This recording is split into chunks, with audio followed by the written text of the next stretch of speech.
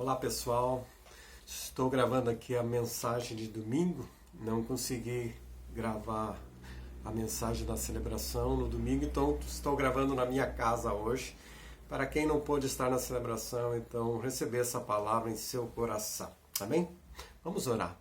Pai bondoso, mais uma vez nós abrimos a Tua palavra e queremos a ministração do Teu Espírito Santo em nossos corações, para que essa palavra não volte vazia, produza frutos em nós e através de nós. Em nome de Jesus. Amém.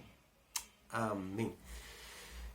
Domingo passado foi realizado no Brasil as eleições e acredito que para muitos a minha semelhança, que bom que acabou, né? Que bom que acabou.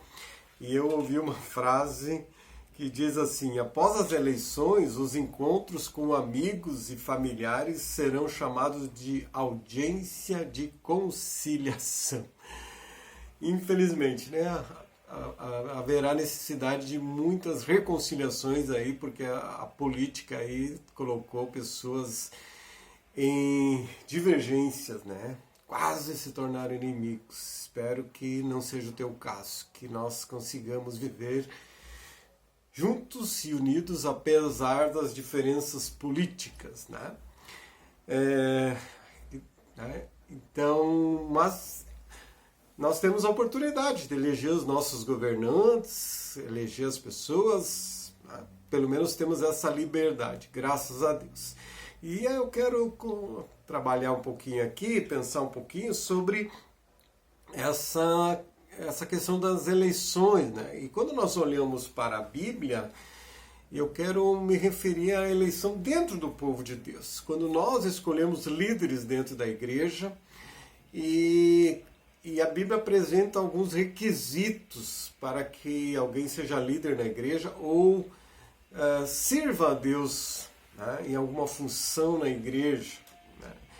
Mas ao final nós vamos perceber que, na realidade, essas exigências para ser um líder ou para servir na igreja são exigências para todos os crentes. Não é porque a pessoa é líder que precisa ser assim, assim, assim.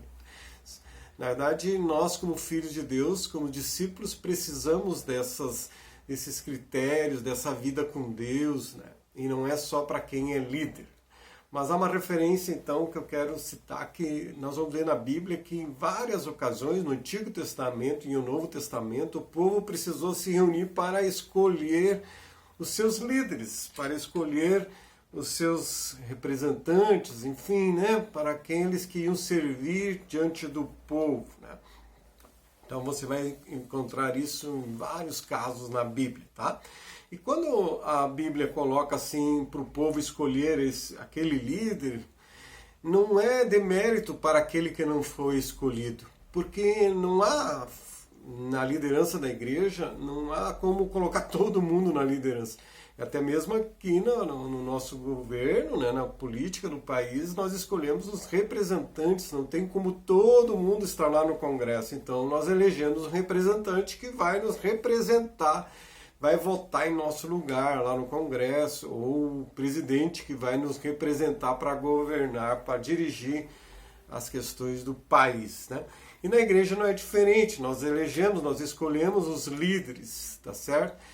Que bom se as exigências que há para escolher os líderes na igreja fossem aplicadas também para os governantes, né, os políticos, mas não é bem assim, né? Mas vamos lá. Então, repito, escolher alguém não é desmerecer o outro, mas porque é uma necessidade de escolher alguém, né? E Deus também escolhe seus líderes, escolhe quem vai liderar a igreja, enfim, né? E eu quero refletir sobre Atos dos Apóstolos, capítulo 6. Tá? Enquanto você abre aí Atos dos Apóstolos, capítulo 6, verso 1 ao 4, é o texto que eu vou ler.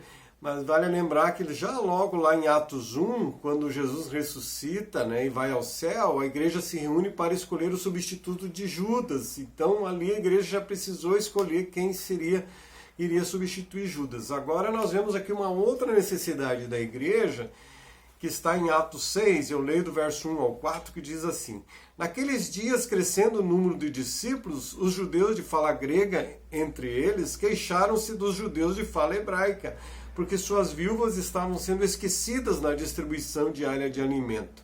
Por isso os 12 reuniram todos os discípulos e disseram: Não é certo negligenciarmos o ministério da palavra de Deus a fim de servir às mesas. Irmãos, escolho entre vocês 7 homens de bom testemunho, cheios do Espírito e de sabedoria. Passaremos a eles essa tarefa e nos dedicaremos à oração e ao ministério da palavra. Está aí, né? Na versão Nova Almeida atualizada, diz homens de boa reputação, cheios do Espírito e de sabedoria. Na linguagem de hoje, diz homens de confiança, cheios do Espírito Santo e de sabedoria. Né? Aqui são a escolha que é conhecida como a escolha dos diáconos, né? E os apóstolos, então, não foram eles que escolheram, mas eles reuniram a igreja e deram a direção. Olha, para escolher esses líderes, quem vai servir a mesa, quem vai atender aos pobres, distribuir o alimento, quem vai recolher o dinheiro que chega à igreja e vai cuidar das finanças da igreja, olha, eles precisam ter 3 características, 3 requisitos, né? O texto vai dizer: boa reputação, cheios do Espírito e sabedoria. Os apóstolos estão dizendo: olha, nós não podemos cuidar de tudo na igreja, nós precisamos que outras pessoas cuidem, para que nós possamos orar e nos focarmos na oração e na palavra.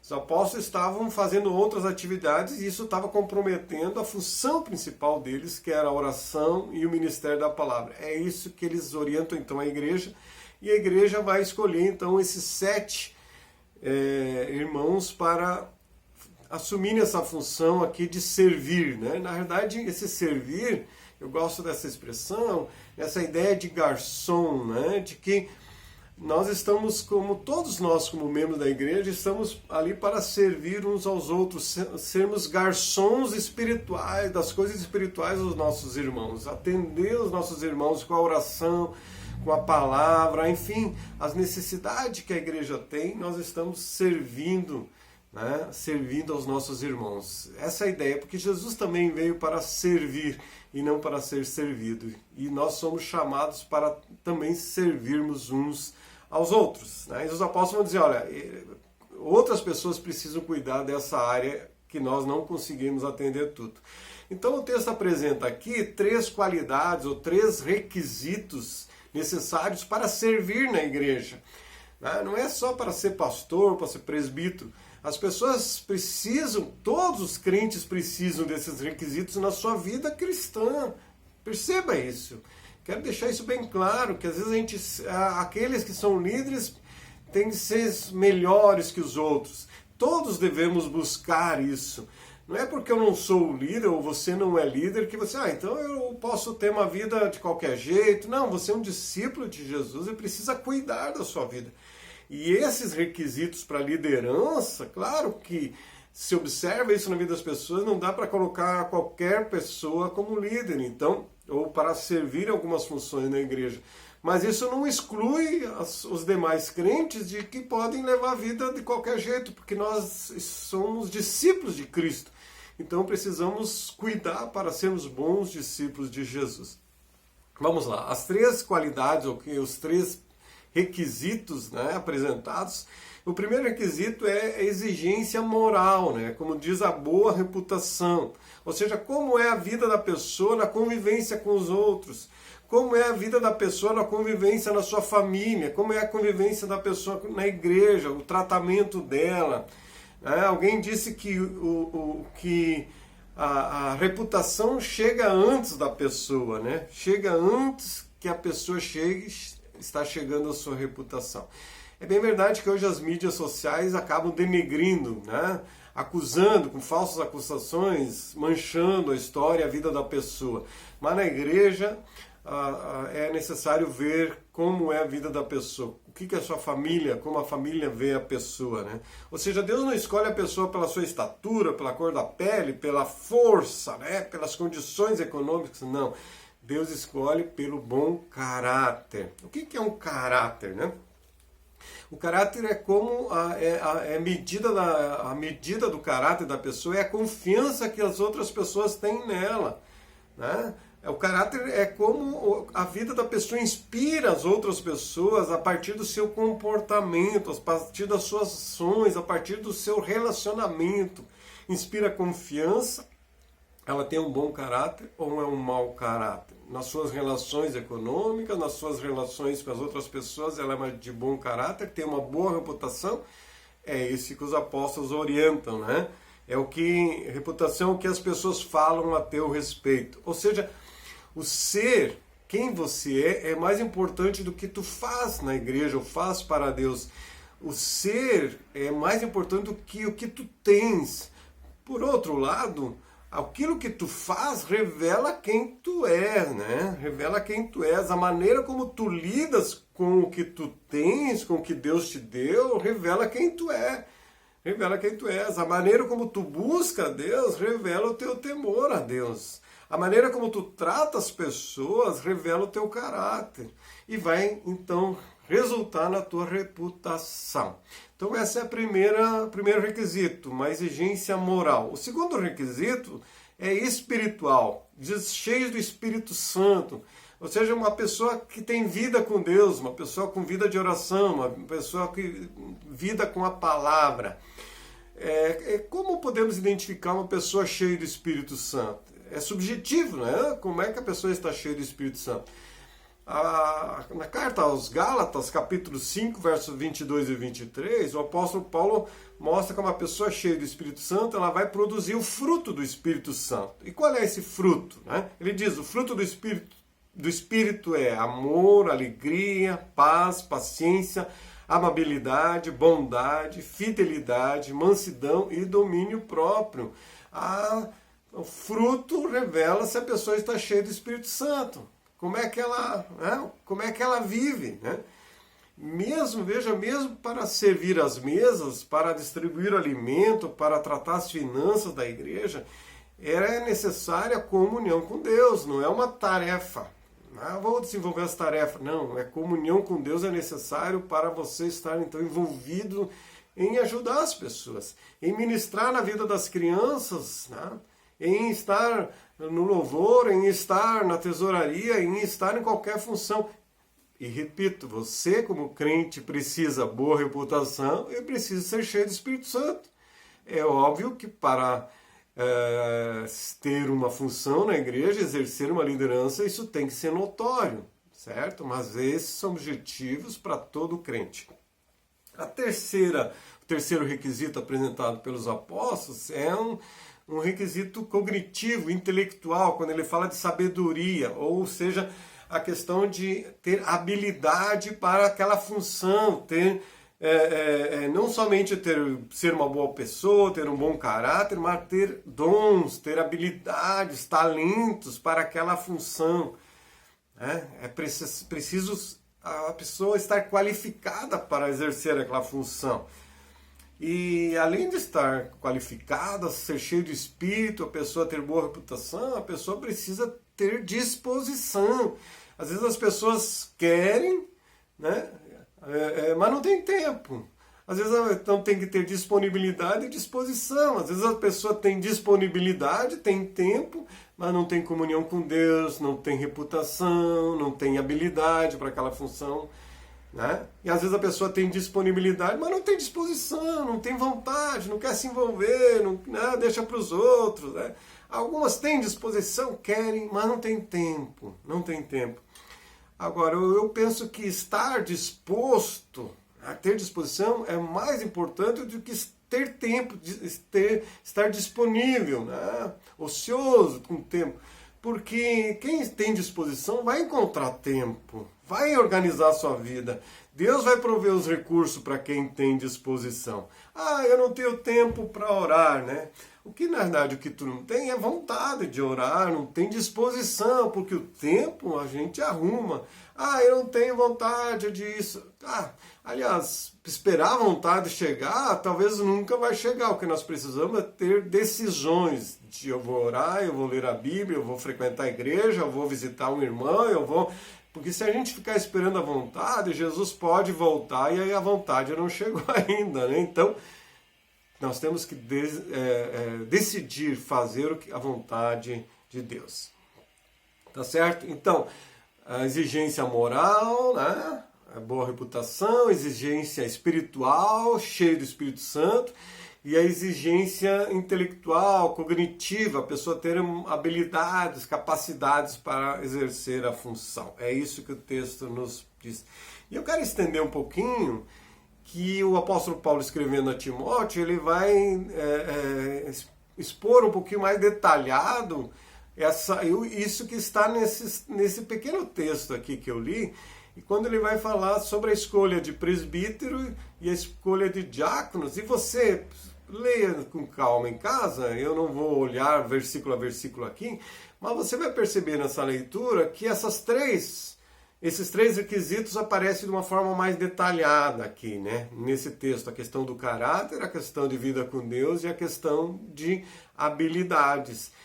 Quando que o caráter e a vida com Deus é mais importante do que ter habilidade, né? A pessoa pode ter habilidade, ser qualificada, mas não tem vida com Deus e não tem reputação. Não pode, não serve. Então Deus escolhe a pessoa que tem as três exigências. Mas vamos ver o que Paulo diz de uma forma mais detalhada aqui na primeira carta a Timóteo 3, verso 2 ao 13, que ele diz assim: esta afirmação é digna de confiança. Se alguém deseja ser bispo, deseja uma nobre função. Aliás, pare um pouquinho aqui e à medida que nós vamos ler o texto, você procure ler para ti. Não é para o pastor, é para o presbítero, é para o diácono. Não. Se alguém quer ser um crente, um discípulo consagrado, então essas orientações para pastor, para bispo, presbítero ou diácono servem para todo crente, Talvez o que difere um pouquinho é a questão da habilidade para tal função, isso muda. Mas a questão de caráter e a vida com Deus é para todos nós. Vamos lá, de novo. 1 Timóteo 3, 2 a 13. Esta afirmação é digna de confiança. Se alguém deseja ser bispo, deseja uma nobre função. É necessário, pois, que o bispo seja irrepreensível, marido de uma só mulher, sóbrio, prudente, respeitável, hospitaleiro, olha aí, e apto para ensinar, né? Não deve ser apegado ao vinho, nem violento, mas sim amável, pacífico e não apegado ao dinheiro. Ele deve governar bem sua própria família, tendo os filhos sujeitos a ele com toda dignidade. Pois se alguém não sabe governar sua própria família, como poderá cuidar da igreja de Deus? Não pode ser recém-convertido para que não se ensoberbeça e caia na mesma condenação em que caiu o diabo. Também deve ter boa reputação perante os de fora, para que não caia em descrédito nem na cilada do diabo. Os diáconos igualmente devem ser dignos, homens de palavra, não amigos de muito vinho, nem de lucros desonestos.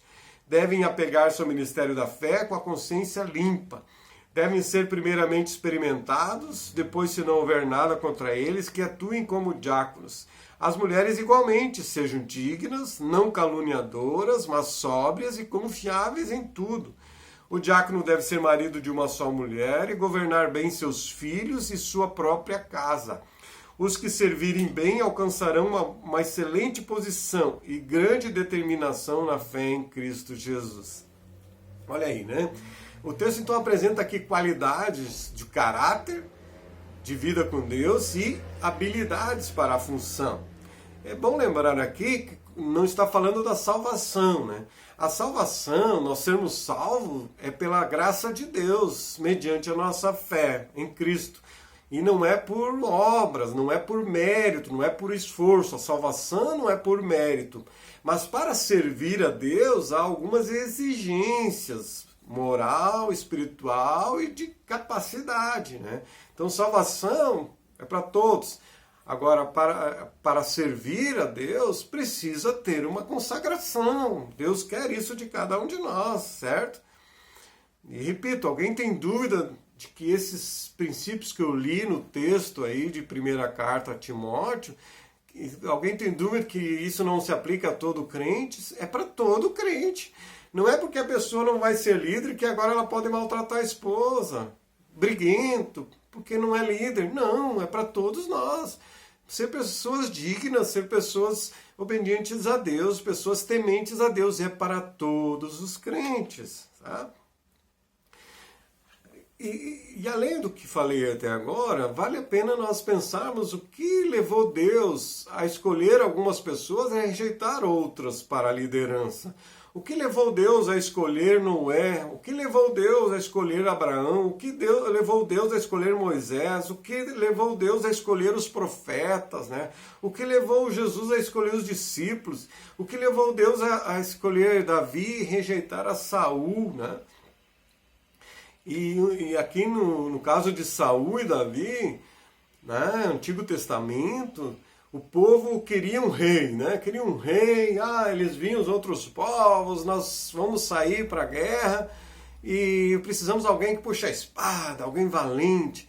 Até então, quem governava era Deus, através dos profetas. E no caso aí, na escolha de Saul, o profeta era Samuel. Deus orientava Samuel, Samuel conduzia o povo. E o povo vivia em ambiente de paz. Havia os perigos ao redor? Havia. Mas o povo, Deus livrava o povo, Deus conduzia o povo através de Samuel. Mas o povo queria um líder, queria um rei, queria alguém, um representante, um homem forte, né? Queria o ciúme de outros povos, os outros povos têm e tal. Deus disse para Samuel, dê a eles esse rei. Samuel, não se preocupe, eles não estão rejeitando a ti como profeta, eles estão rejeitando a mim como o rei deles, o Deus deles. Então dê a eles um rei. E aí eles escolheram então a Saul, um homem forte, bonito, né? Um homem de guerra. Mas era um homem que não tinha persistência, né? Não tinha persistência, ele era inconsequente nas suas decisões, as suas decisões traziam consequências ruins. Ele era um homem inconsistente na sua fé, a sua fé oscilava muito, né? Mas era um rei que o povo teve. E esse rei levou o povo para guerras e o povo sofreu, o povo foi vencido em guerras. Então Deus vai rejeitar a Saul porque não era um homem temente, Deus não seguia, não era um homem obediente ao que Deus orientava. E Deus vai escolher a Davi, então, conhecido como um homem segundo o coração de Deus. O que levou Deus a rejeitar Saul, a escolher Davi? O que leva Deus a escolher algumas pessoas, não é? Atos 10:34, o apóstolo Pedro concluiu que Deus não faz acepção de pessoas. Deus não faz acepção de pessoas. Então Deus não escolhe as pessoas, rejeitando algumas, escolhendo outras, por causa da pessoa em si, né? O que Deus faz acepção é da fé da pessoa. O que Deus faz acepção é da vida moral da pessoa, do caráter da pessoa. Isso Deus escolhe alguns porque são pessoas de fé, porque são pessoas que têm um caráter de boa reputação, pessoas com habilidades, então, para liderar o seu povo. Então Deus não faz acepção de pessoas, mas Deus faz acepção da fé. Se tu é uma pessoa de fé, se tu é uma pessoa que tem temor a Deus. Hebreus 11:6, né? Hebreus 11:6 diz que sem fé é impossível agradar a Deus, pois quem dele se aproxima precisa crer que ele existe e que recompensa aqueles que o buscam. Deus busca a fé na pessoa, temor, obediência, né? Tiago 2,17 afirmou que a fé por si só, se não for acompanhada de obras, está morta. A fé sem obras é morta, ou seja, a fé precisa ser colocada em ação. Davi era um homem de fé e colocava a sua fé em ação. Saul, a sua fé, ela oscilava, era como a onda do mar, como o Tiago vai dizer, não serve, a pessoa tem que ser firme na sua fé, né? Quero ainda citar um outro exemplo, quando olhamos para Abraão. Por que Deus escolheu Abraão e vai dizer para Abraão, sai da tua terra e vai para um lugar que eu vou te mostrar? Para onde, Senhor? Eu vou te mostrar. Abraão foi conhecido como um pai da fé, porque ele era um homem que colocava a sua fé em ação, um homem obediente. E ele fez o que Deus mandou. E quando Deus aparece a Abraão e Sara, quando ela tinha mais ou menos 65 anos de idade e Abraão 75, Deus disse, olha, vocês vão ter uma descendência numerosa. Ok, Abraão e Sara creram, né? Só que nós vamos ver que aparentemente Sara não era uma mulher consistente na sua fé, porque Deus não disse, ó, tal dia você vai ter um filho, né? E ela, poxa, mas tá demorando demais, eu tenho fé que Deus vai me dar um filho, mas tá demorando demais. Então ela chega para Abraão e diz, Abraão, tá demorando. Eu acho que Deus precisa da nossa ajuda, então eu tenho uma serva aqui, eu acho que ela pode gerar um bom descendente. Eu acho que a promessa não é para mim, para Sara, né? Mas é para ti como pai da fé, como Abraão, né? Então, tu vai ter o descendente. Então, pega aqui a minha serva. E assim aconteceu. Abraão caiu na conversa da esposa. E isso não é novidade, né? A semelhança de Adão caiu na conversa de Eva. E Abraão então vai ter um filho com a serva e tem o seu filho Ismael. Mais tarde, já Sara com 90 anos, Abraão com 100 anos, o anjo visita e diz, olha, vocês vão ter um filho, daqui a um ano vocês vão ter um filho quando eu voltar. Sara riu, não a creu, né? Como eu sou velha, não tenho mais fertilidade, como é que vai ser isso? E o anjo vai dizer, o que é impossível para Deus? O que é impossível para Deus? Mas então nós vemos que Abraão foi um homem de fé, mas a Sara não foi uma mãe da fé. Abraão foi o pai da fé. Sara não foi a mãe da fé. Não está diminuindo a mulher. Aqui no caso, né, Sara não estava tendo a fé necessária. E eu acredito que em muitas famílias haverão homens que vão sustentar sua família com a fé. Haverão outras famílias que haverão mulheres que sustentarão a sua família com a fé. Assim como Débora foi uma mulher de fé e temente a Deus, haverão mulheres que sustentarão a sua casa na fé, porque os homens vão estar fracos na fé. Em outros casos, os homens vão estar fortes na fé, porque a mulher vai estar fraca na fé. Então é preciso pelo menos um do casal aí estarmos firmes na fé. Melhor os dois andarem firmes na fé, né? Então, queridos, a fé, Deus deu a fé para todos nós, a fé para a salvação, mas também Deus nos deu a fé para viver, né? Para viver, e essa fé é necessária para todos nós crentes. A boa notícia, né? A boa notícia é que essa fé que Deus te deu, ela pode ser aumentada, né? Conforme Romanos 10, 17 vai mostrar que a medida da nossa fé pode ser aumentada a partir da oração, pela comunhão com a palavra de Deus, pode ser aumentada. Em Mateus 9, 29, Jesus disse para os cegos que estavam ali, né, que lhe seja feito segundo a fé que vocês têm. Então é preciso nós cuidarmos da nossa fé. Agora, a fé pode ser aumentada, essa é a boa notícia. A boa reputação pode ser conquistada. Uma vida cheia do Espírito, pela comunhão com Deus, pela oração, pela palavra, você pode adquirir, certo? As habilidades, os dons, você pode receber de Deus. Os frutos na tua vida podem ser abundantes se você buscar o Espírito Santo. Perceba, querido, que não é exclusividade dos líderes ter vida com Deus, ter boa reputação, ter habilidades. É para todo crente. O que muda são as habilidades para funções diferentes. Mas reputação, um caráter moldável por Deus, uma vida cheia do Espírito é para todos nós crentes no Senhor Jesus. Afinal de contas, você é um discípulo de Jesus Cristo. Então que Deus te ajude e que você se esforce para ser um discípulo segundo o coração de Deus, ser um discípulo aprovado pelo Senhor, que você não seja reprovado, seja aprovado pelo Senhor com um bom caráter, com uma vida cheia de Espírito e servindo a Deus conforme as habilidades que Ele tem te concedido. Amém? Essa é a minha oração por você. Que Deus te abençoe e que você se disponha a colocar a sua vida diante do Pai. Em nome de Jesus. Um abraço carinhoso para todos. Tchau.